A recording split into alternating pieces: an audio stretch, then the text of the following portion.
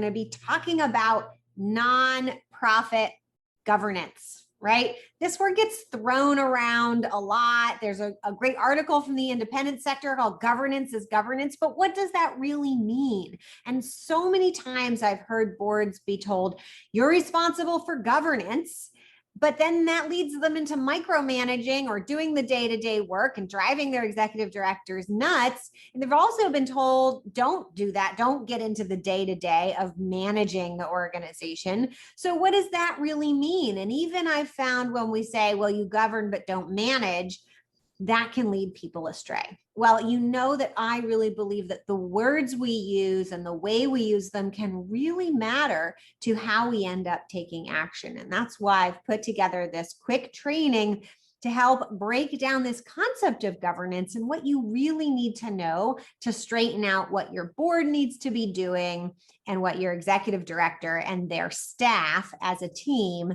should be doing. And so there's no confusion between the two roles. Let's dive in. I've got my slides here and I'm going to draw for you today a bit. So governance, let's talk about governance. I'm going to give it this big old circle here of governance. We'll make it a pretty color. Here we go. So what is governance? Governance. So when we think about governance, there's a lot of things I'd love to see in the chat if you're with me. When you think about governance, what comes to mind? And I'm going to put some things in here while you pop it in the chat. And if you think I've missed anything, you're watching the recording, feel free to add it in. So I often think of, yes, policies and procedures policy. Yeah, that's a big one. Oops, let me go back to my typing here. Policy. Systems and processes, right? Procedures is another way of saying systems and processes. We've got, what else is coming up? Strategic plan, maybe planning, for sure. Government compliance, planning, decision-making, compliance. Excellent. Policy, we've got information gathering is one that I would add here. Got to have good information for having decisions, better decisions. Excellent. So information gathering, we'll spell that correctly for those who care about spelling. So here is governance in a nutshell. Governance is not a single action. Governance is the whole system by which we lead our organizations. It's a pretty large system here. And so who owns this system? Well, the truth is, it's not either the board or the ED, but they have specific roles within this. So let me come down here. So when it comes to the board, and let's make this big so everybody can see, this is what the board needs to be thinking about. We'll make this nice red color here. The board needs to ensure that the organization has a good system of governance. And I like to call this oversight, right? So that we don't get the two things confused. The board should be saying, do we have policies in place? Do they make sense, right? Logically, do we have systems and processes? Do we have a plan? Is some people accountable for decision making at all levels? Are we, do we have a system of being in compliance? Are we gathering information? So the board's role here is to really ask, do we have a great system of governance?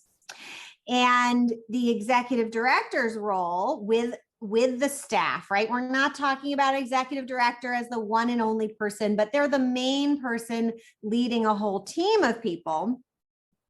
Sorry, not oversight, refining and carrying out the governance. So, right, they're the ones taking action and making decisions. So that's in a nutshell what's going on there, taking action and making decisions. We'll give this a nice color too.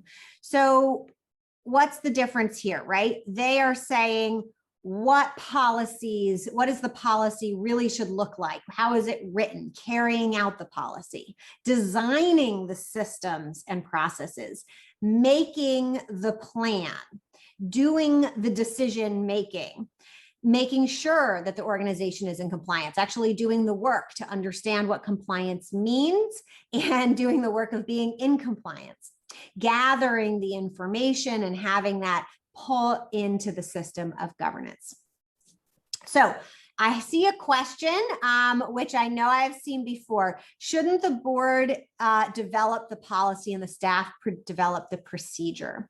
Well, here's where I've done this in some other trainings, and I'll link those in the recording to this one. But let me just say, when it comes to deciding what the policy should be, or deciding anything for that matter, I encourage you to use this decision-making rubric around who's going to make the decisions, where you ask who has the most skin in the game, who has the most information and the most to lose if things go bad. That's what I'm asking. Who is the person who is in the best position to both get the most and best information and has the most to lose if they make a bad decision? And that is the person that I will choose in my kind of rubric for understanding who should have decision-making power to make that decision. And if you watch my other training, you'll see in going through with, especially with a volunteer board or any nonprofit board where board members don't actually own a piece of the company, board members have very little to lose. And so it doesn't make them great decision makers. Whereas paid staff and executive directors have their jobs, and potentially even their careers on the line if they make a bad decision. They are also the people who doing the day-to-day work are much more likely to be in that information advantage point compared to the board. So when we say who's accountable for governance, we're really splitting this in two and saying the board is accountable for oversight and ensuring that there is a system of governance. And the executive director and the staff is accountable for actually building that system and carrying it out. Now, for those who are with me live, I'm going to move on to Q&A. For those who are watching the recording, I encourage you to leave your comments, questions, and suggestions below.